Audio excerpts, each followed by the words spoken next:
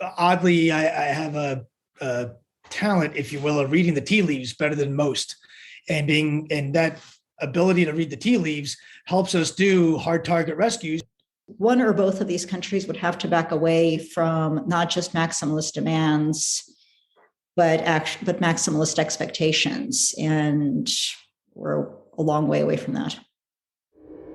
Hi, everyone, and welcome to this week's edition of Backstory. I'm Dana Lewis. Two really great interviews you have to listen to. Olga Oliker of the International Crisis Group on Russia's aims in Ukraine, how the conflict could end, and how it won't end now. But first, there is a charity like no other in Ukraine that needs your help. Listen to American Bryan Stern, who runs Project Dynamo, not from an office desk, but down some of the most dangerous roads in eastern Ukraine, rescuing people caught in the crossfire, some of them from Russian captivity, including Americans.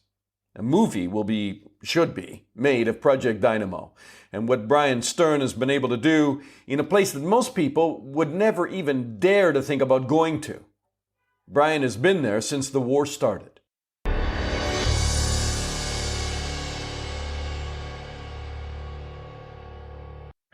All right, Bryan Stern is a Army and Navy combat vet, and he's helping people trapped in Kiev, in Ukraine. He's in Kiev right now. Bryan, you just got there, and the first thing you were met with was an air raid siren this morning. Does that tell you President Putin's not done with the rest of the country? I mean, he's not going to settle just for taking the east. Yeah, I actually briefed, oddly enough, yesterday morning. Yesterday morning, I briefed my team to kind of enjoy the lull right now. There's a kind of a not tactical pause, but we're at the bottom of a trough on our, we're in the bottom end of a golf swing, not the top end.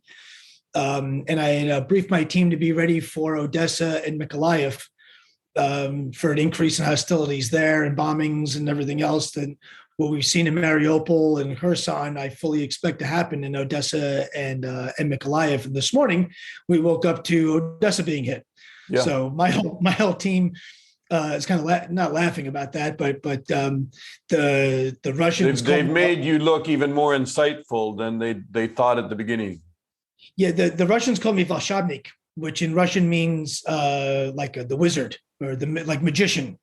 Is what the Russians call me. That's what the Russian intelligence service calls me, which is kind of funny. Because oddly, I have a talent, if you will, of reading the tea leaves better than most. And that ability to read the tea leaves helps us do hard target rescues in the denied areas. That's what allows me to get Americans. So Project Dynamo is like no other charity. You're not doing tents and food, and they may be elements of what you do, but you actually go well into eastern Ukraine in some of the dodgiest, most dangerous areas, and you've been incredibly successful in pulling people out of there, rescuing them, even from Russian forces that have them in custody. How do you do this? That's the art. How does David Copperfield make the Brooklyn Bridge disappear in front of a crowd of 2,000 people? You got to give me a little bit more than David Copperfield here, because I know that you're able to negotiate. You said Russian intelligence has a nickname for you. You're able to talk to them. Yeah, being able to it's like any other skill. It's like being a doctor or really anything else. Being able to diagnose a situation helps you come up with treatment. It's the same thing. Being able to understand the threat in a way that I can figure out ways to mitigate that threat. So if I can you give me an example? I mean, you've done some incredible rescues. Can you give me an example of where you kind of did the impossible, and maybe you can give me your David Copperfield recipe? Yeah. So Kirillo Alexandrov is one of our biggest successes that we had. Kirillo was an American citizen. He's the 27 years old from Detroit, Michigan. Him and his wife are his wife is a soon to be naturalized citizen, not quite yet, but on her way. They are the first two survivors of war crimes since World War II. He was arrested for espionage, charged with 11 felonies, and was in captivity for 37 days. Okay. Held by the Russians about 100 kilometers deep behind enemy lines. Where he was so deep, it was actually safe. It was beyond the war, actually. Okay. I would rate your chances at getting in there or negotiating with the Russians and taking somebody out, especially an American right now, who may have some, there may be an intelligence get there by questioning him, because given his background, I would rate your chances at 0, and I would be completely wrong. You would be completely wrong, because he's sitting safe. He'll be in America tomorrow. That's amazing work that you do. And we've done this repeatedly. Robert Platt was one of our first big ones of the war. He had a Russian tank on one end of his street and Russian armored personnel carrier on the opposite end, with Russian troops patrolling through his backyard. And we were able to get him out. He was a 23-year U.S. Army veteran. His father was a 26-year Army veteran, hardcore paratrooper instructor, all kinds of stuff, and kind of would have been the patron saint of Russian propaganda if he was caught. And again, we were able to do all kinds of things to get him out. It's all about understanding this. Understanding the threat is the name of the game. So if I understand how many checkpoints any of these people have to get through and what the search procedures are, as an example, at all these checkpoints, well, then I can develop a plan and a strategy on how to mitigate those procedures and exploit. Do they know you have these people when you're moving them? No. You're taking a hell of a risk. No, they don't know. Usually when we have drivers that are moving these people around, it's kind of an underground railroad is kind of what it looks like. By design, exactly for this purpose. By design, our drivers, when they have an American in the back seat, they don't know themselves. They don't know usually that they're even working for me. And I do that for two reasons. One is I want to protect them. It's not I want to put them in danger and hide from them. I really want them to not be able to say, I have no idea. I'm just a driver. Some guy, I don't know. It's just another Tuesday for me. No big deal, right? Further, if they did know, imagine you're the driver and you have Kirillo Alexandrov in your back seat and you knew that he's an escaped fugitive, right, for espionage, and you roll up to that Russian checkpoint, I know if it were me, I'd be scared. I'd be nervous, right? When I'm looking at the Russian security guy, the Russian intelligence guy, the DNR, the Chechens, whoever it may be, I'm going to be nervous because I now know that I have valuable cargo in the back. Well, that nervousness, people like me are trained to look for that nervousness. So if a driver rolls up and he's nervous and scared, and he looks nervous and scared, someone's going to say, out of the car. Is this hostages for cash? No, we don't pay money. I don't have I wish I could. I don't. Believe me, I wish I had the resources to pay ransom. Why do they hand them over to you? They don't. Kirillo Alexandrov is a current escaped fugitive from justice from the Russian government. Nothing's handed over. There is no. I try very often with Kirillo Alexandrov as an example. He's kind of the good case study because he was like the worst set of circumstances ever, right? It's Apollo 13. Everything about the case is bad. They still have his passport today. How'd you get him out? Or can you tell me that? It's kind of complicated. What I did was we had done some rehearsal. So I did 2 tracks. One track was negotiating, trying to explain that he's a nobody, because in fact he is a nobody. He's not a spy. He's not a mercenary. He wasn't fighting. He's just an American kid. That's it. His only crime committed is that he's an American. Okay. So negotiating with the Russians through proxies and some interlocutors. And at the same time, I planned for a unilateral operation, right? Which is go and get him, right? A rescue. My preference is always to negotiate a release. It's safer for everybody. It's better for everybody. Certainly manages the risk. It's just better. It's more amicable.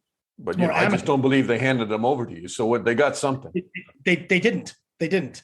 In fact, when I got Kirilo Alexandrov, I did that operation on Victory Day, and I'll tell you about that in a second. 5 hours after I already had him, the negotiators called to continue negotiations. They didn't know. They went to go. Negotiations are over, and they go, well, what do we do with Kirilo? And I go, I already have him. And they go, yeah, but what do we do with Kirilo? It didn't even register. And I go, look, I already have him. I don't need to talk anymore. And they go, please don't play games with us. I go, look, I've never met Kirilo before, right? And they go, da. And I go, yes. And I go, so if I've never met him before, we've never existed in time and space, hold on 1 second, I'll send you a selfie. And I literally take a selfie on my phone with them on speaker, and I send it to them. I go, well, you know what he looks like, and you know what I look like. And they were like, very angry. Go check now. Where is this Kirilo guy? Right? Why is he not in our custody? But you still haven't told me how you got him out. But I guess I can't squeeze you beyond what we got, I think. So, no, I mean, I can tell you a little bit. What we did is we got him out on Victory Day, okay, on the big Russian holiday. All right. Yes.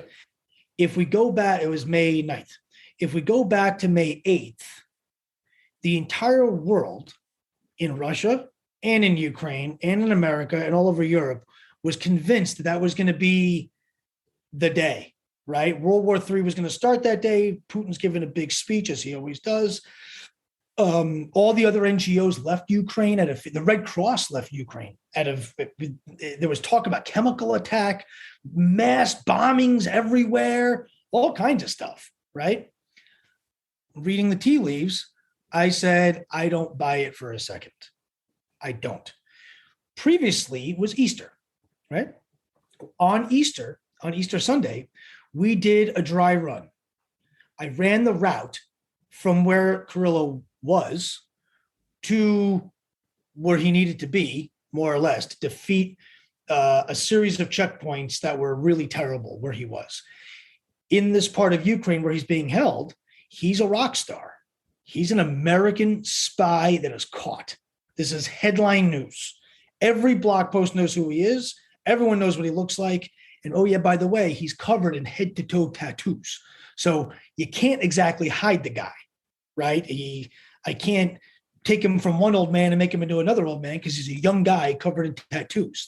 And everyone knows about him. So the first leg of where he was to the next jurisdiction over was the hardest part. That was really the hardest part. To say nothing of the fact of, I got to do this with not a single piece of paper. They have his documents. He doesn't have a passport. He's got nothing, right? So, and every checkpoint's going to ask you for those documents.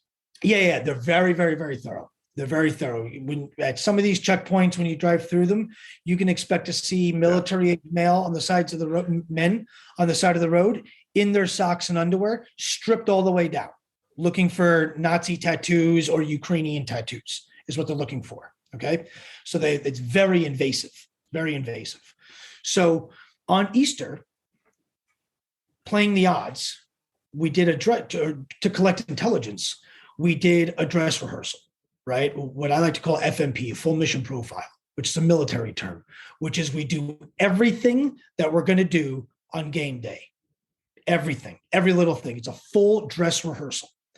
And what we learned on Easter Sunday is that because it was a holiday, that there's lesser manning at all the blog posts. The men are going to church. They're going to go pray. The guys that were left there were kind of the JV team, not the varsity, right? Everyone has the day off, right? Even in the war zone, right? Every year in Afghanistan on Christmas Eve, Christmas Day, was always big attacks because the Taliban always knew that we're celebrating Christmas, right? So, or Thanksgiving or what have you. So I kind of took a page out of that manual and I applied it to this. Yeah. We did the dress rehearsal on Easter Sunday, learned all kinds of things, recognizing that the entire world is focused on Victory Day in Russia and Vladimir Putin. Did you get him out of a cell? Did you get him out of a? You got him. Was he chained to a radiator? Where was the guy? He was not. He was not in bondage. He was not in bondage, but kind of hard to explain how he was being held without giving away some secrets, because we even manipulated that as well. We were able to move him in ways that seemed to make sense to them, but was really our ideas through straight manipulation. All right, you are a magician. Look, how many people have you gotten out of there? Because you just take a lot of people that are caught in the crossfire, like in Mariupol, you were in there, and you get them out. You arrange safe passage for them, and you rescue kids. You've rescued children with heart problems. You've rescued families that have been living underground. How many? I mean, it's beyond the hundreds now. Oh yeah. We're I don't know our exact number, but we're either close to 3,000 or over 3,000 just in Ukraine. That's awesome. Look, you do not run on empty fumes. You're a charity, and people have to support Project Dynamo. And if you want to support a charity on the ground, I spent a lot of time in war zones. If there are lots of charities on the ground that do a lot of talking, but there are a few that do what you do and just roll up your sleeves, get down the road and do it. How do people support you, Bryan? We need donations real bad. ProjectDynamo.org is our website. We take every kind of everything. We take wires, we take credit cards, we take everything. Every dollar goes to an operation. I'm a volunteer. I am not paid. And I'm the head of the whole organization. I'm not paid.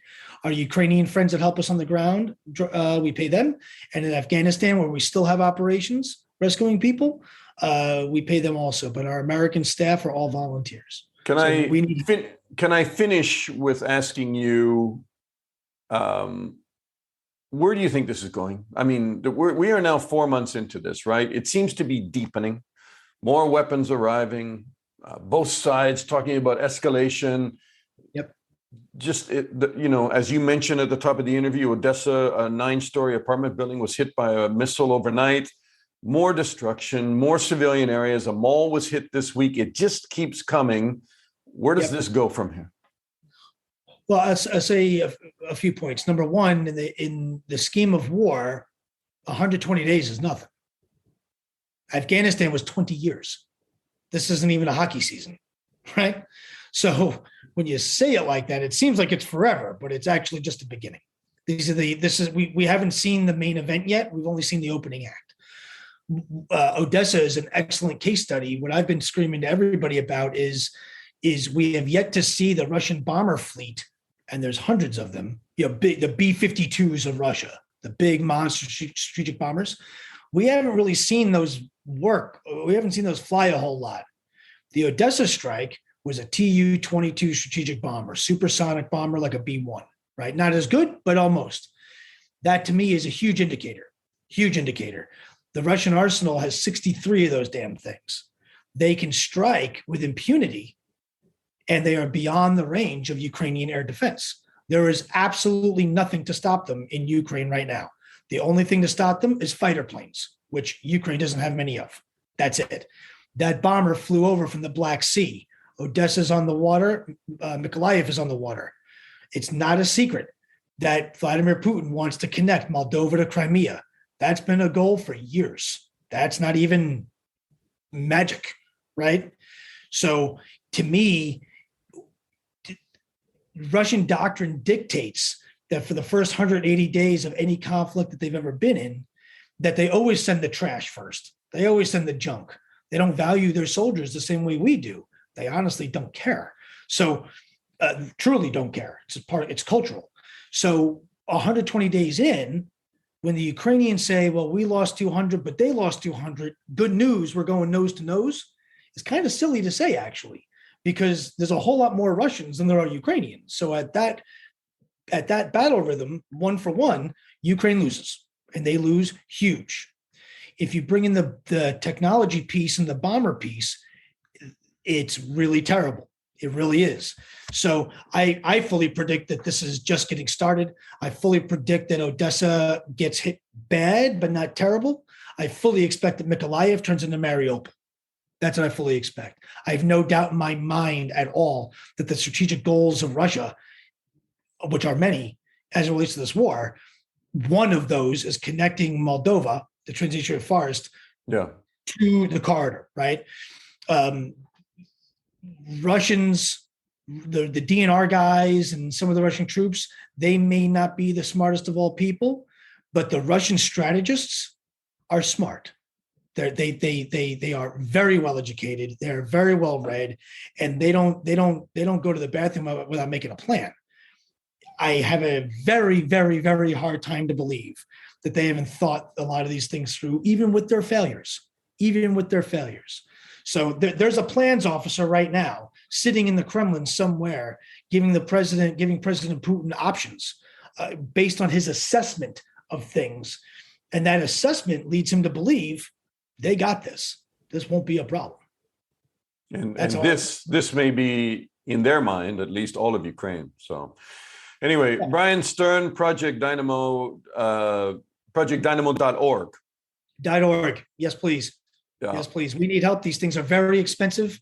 Our demand signal for rescues is going up, not down. I have 4 American citizens that are currently in some stage of captivity as we speak that I'm trying to get out of denied areas. We only do hard stuff. I'm not a bus service. I'm not a taxi service.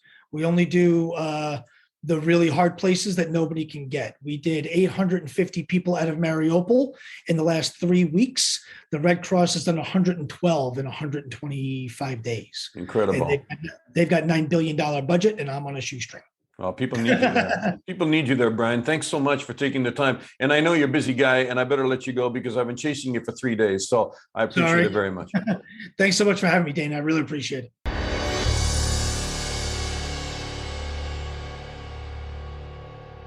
Olga Oliker is with the International Crisis Group. She is the Crisis Group's program director for Europe and Central Asia. And Olga, you know, we've talked over the months. I don't think you could imagine a bigger crisis over Ukraine than we have right now. Could you? Well, you know, it can always get worse, right?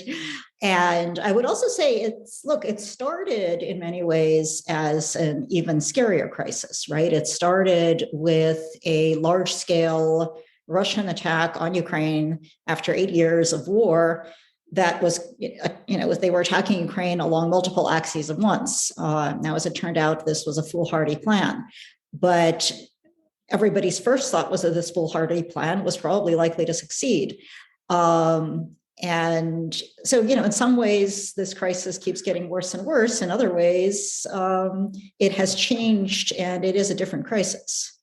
The defense chief here in the UK has said this is Europe's 1937 moment.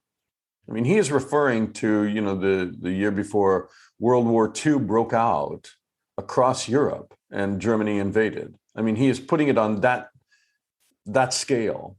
Is that an overstatement, do you think? So I think one should be wary of historical comparisons. You can always find similarities and differences going back in history. This is the 2022 crisis. And yes, of course, it has echoes of the past, but it is a different war and it is a different situation. One of the things that makes it very different is nuclear weapons, for example, right? Those did not exist in 1937. And that the existence of nuclear weapons and their possession by both Russia and 3 of the NATO member states backing Ukraine has very much changed the dynamics of this conflict. So I think one should be careful, but this is absolutely a defining moment for the future of European security. I think there is no question of that. There were tears today as the EU flag was brought into the Ukrainian Rada, into the parliament. EU membership is on track to happen. NATO membership is still a possibility, hearing from Mr. Stoltenberg at the NATO conference this week. Putin seems to be losing ground by the moment. Do you think that he thinks he's losing? Well, EU membership could take a very, very long time, right? Look at Turkey. Turkey's been an EU candidate member for a couple of decades now. But I think very much if Russia went into this war to assert its dominance over Ukraine and demand Western acceptance of its sphere of influence in former Soviet countries and to limit NATO enlargement, one would look at the results and say, wow, that does not seem to be working out that way. However, I do think that the Russian view is that they're playing the long game, and that over time they will succeed militarily in forcing Ukraine to become much more of a obedient state, right? What Russia has wanted, and the West to accept that. So I think they expect time is on their side, at least for now. Okay, so maybe the question should be put to you this way. President Putin's winning. Could you frame it that way when you take a look at 2008, he bit off a chunk of Georgia? That's it for Georgia's NATO membership right now. 2014, he invaded Crimea, started interfering in the Donbass and funding rebels and giving them arms and money and the rest. You know, he has effectively blocked Ukraine from NATO membership starting in 2014. And now in 2022, he has made the ascension of Ukraine to NATO, I wouldn't say impossible, but very, very difficult with an ongoing conflict there. So he is succeeding on that line, if that's what this is about. Yeah, but Ukrainian NATO membership was never very likely and has probably become more rather than less likely since 2014. Right? Ukrainians weren't all that interested in NATO membership prior to 2014. So you're looking, I think the other thing, if you look at kind of this history of Russian efforts to limit the eyes towards the EU and NATO of other former Soviet countries, what you've also seen is just an escalation of the use of force in trying to accomplish that, right? So you try to do things politically, diplomatically, through other forms of coercion, and it doesn't work. You use force, you use more force, you use more force, until you find yourself in a war of attrition with the Ukrainians. So again, look, everyone wants to sell whatever it is they're doing as a success at home. But I would not look at this and see Russian strategic victory. I think it's a Russian strategic defeat in that their initial war plan failed so utterly, right? Their vision for how this was going to work, their strategic vision for how this was going to work fell apart. But they have a new strategic vision for how this is going to work. And I think the other problem is on the Western side, the strategic vision is we are going to support Ukraine, weaken Russia, and see where that takes us. People have a desired end state, which is that Russia leaves Ukraine and accepts the European security order as it has now become.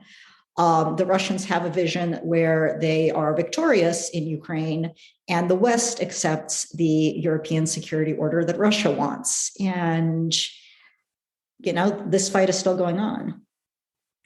So 4 months into it, what is the fight about? I mean, is it about NATO? Is it about driving NATO away from Russia's borders? Is it about Putin's concern that as he strengthens his,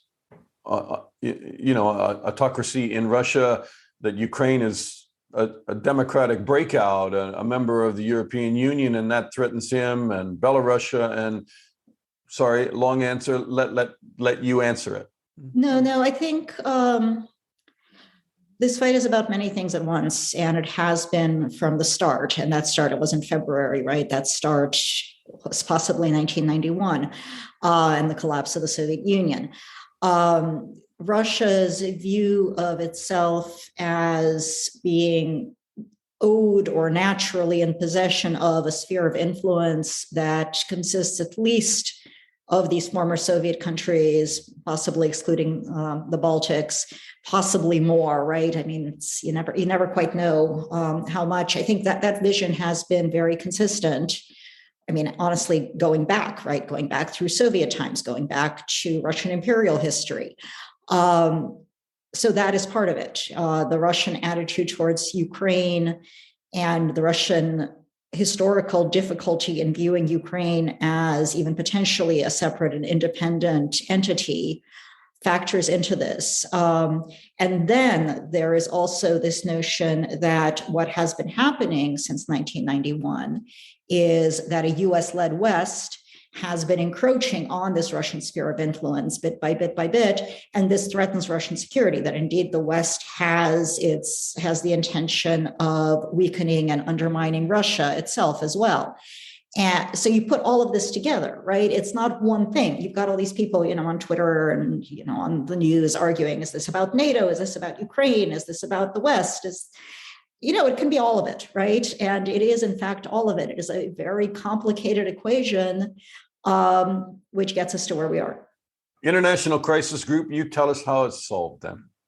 That's your business, right? Getting people to go to the table and talk through it. If there isn't one issue and there's multiple issues, your job just got a lot harder. But do you see, kind of as you look down the road and project into how long this conflict could go on now, and just more and more weapons, more and more fighting, how does this end? So it ends, it pauses when both parties are exhausted, or one party fears loss, but the other party is exhausted.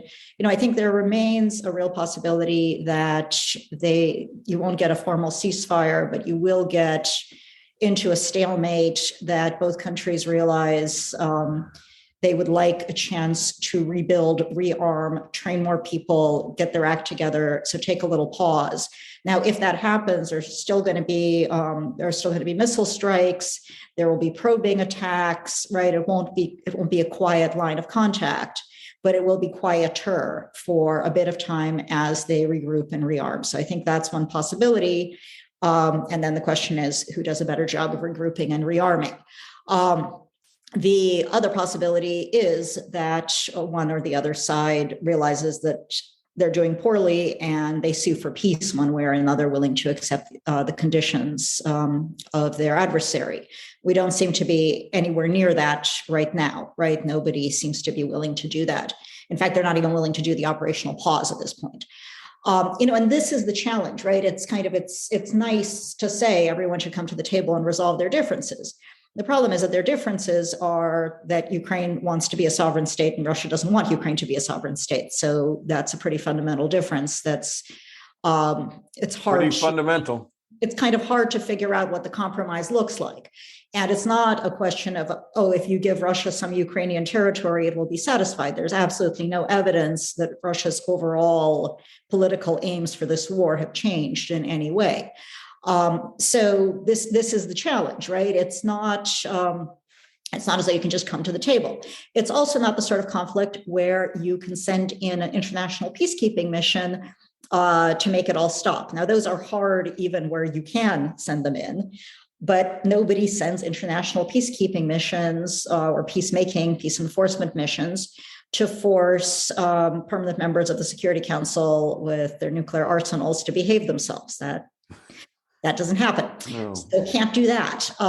So you are in a situation where the battlefield decides the next steps.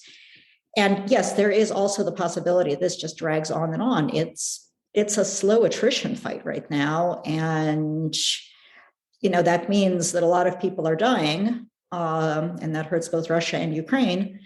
But, they both seem to think they can keep going.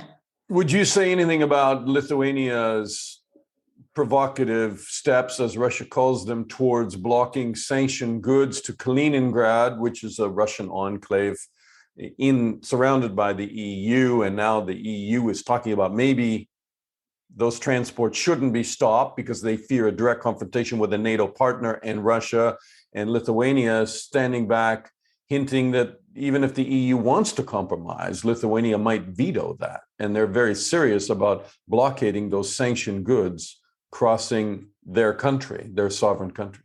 Right. So Lithuania's point is that Kaliningrad's part of Russia. Russia is sanctioned.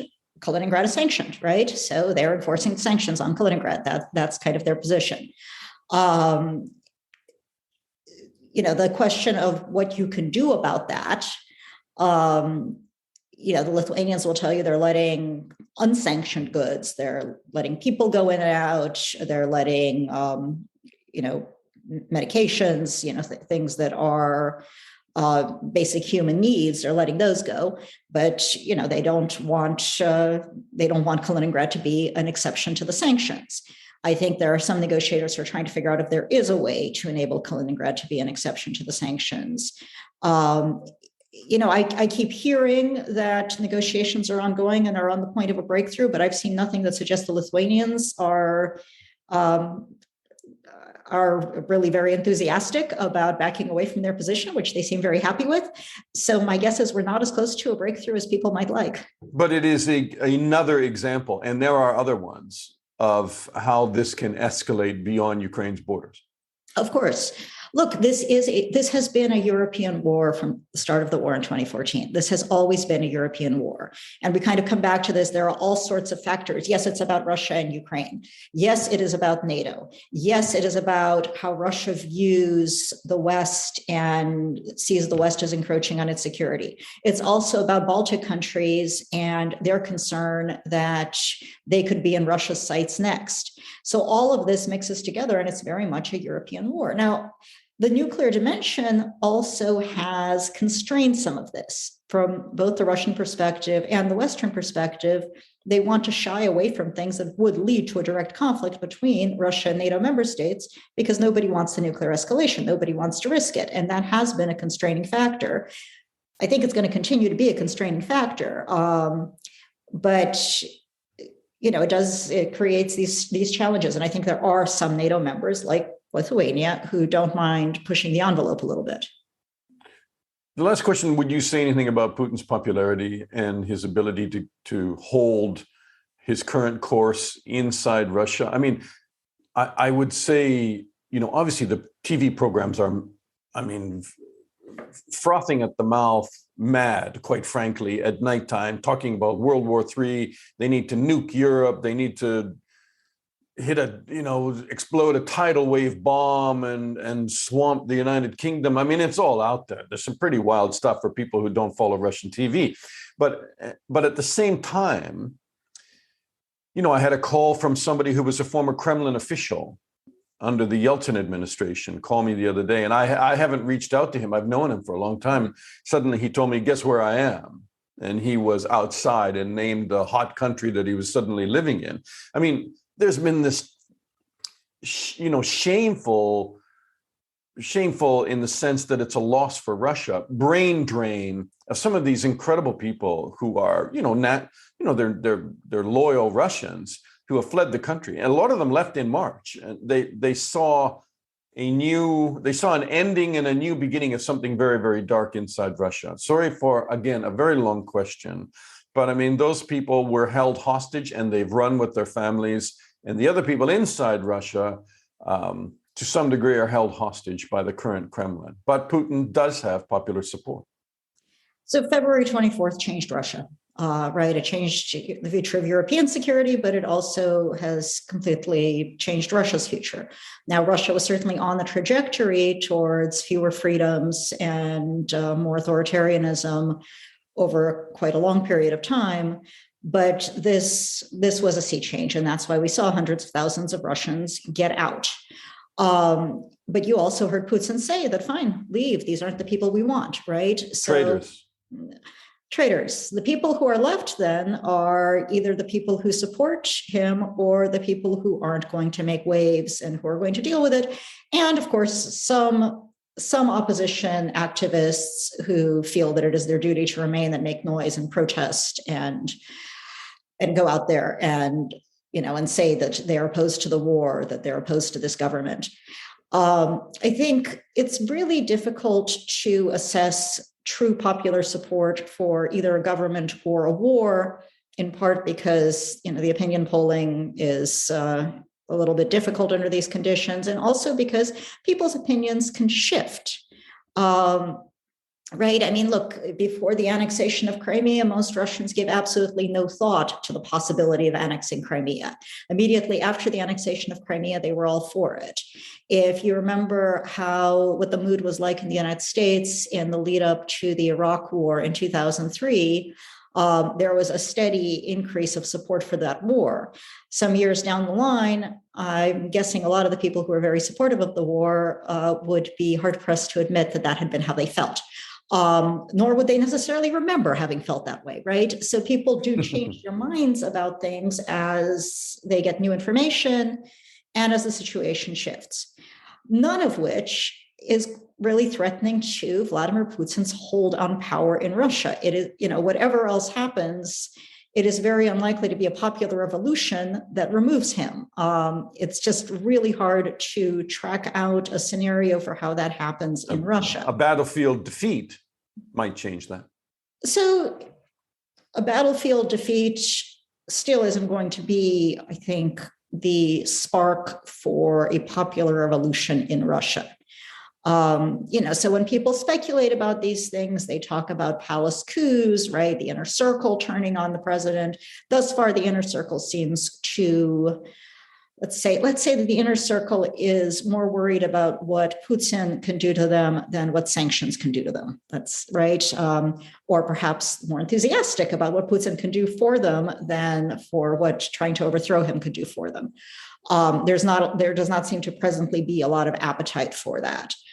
I would say that expecting a change of government in Russia would be a bad thing to base planning on, right?